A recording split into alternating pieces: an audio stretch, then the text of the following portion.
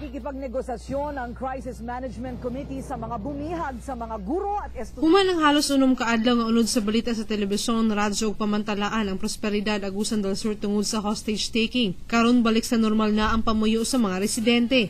Gisiguro sa opisyal sa lungsod labi na sa mga turista nga luwas na ang prosperidad ug walay angayang ikabalaka. Adunay ato mga kabalaka pero karon back to normal. Sa ang mga tao diin atong ipasabot nga nangita ta pamaaki ug atong gi-assure nga okay na ang dagan o gawa na sila angay kabalaka.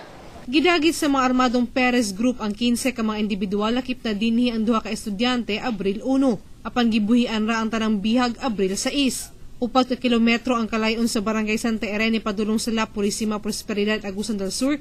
Apan nabati gihapon ni Tatay Restituto Orbiso ang kahadlok. Siyempre, bation kita tong kahadlok kay namatay mga parinti po dito sa unahan anang kuan La Purisima nga nagkuan sa lupa.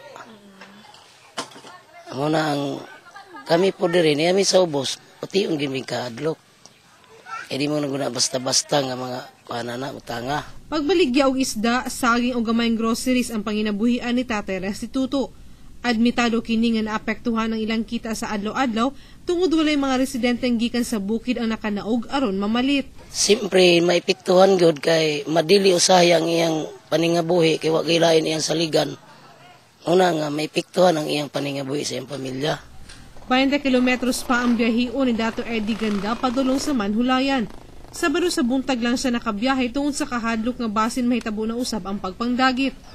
Kami, dati gapon mi kakuyaw, kay doon raman diri sa amo. Siyempre, ang amo, di lang may makuhan diha sa kuhan, La Purisima, kay lisod kayo, ang tanang tao giipiktahan. 5 kaadlaw usab nga walay kita ang mga habal-habal drivers tungod gisirado ang ruta padulong sa La Purisima ug ubang barangay.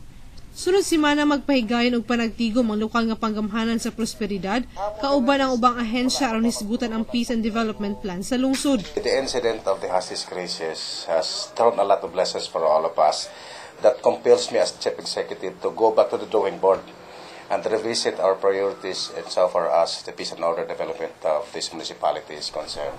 Sa usa ka text message nga gipaabot ni Agusan del Sur Provincial Director Senior Superintendent Jerome Bacsinella, wala na sa Purok 7 Balete ang mga hostage takers.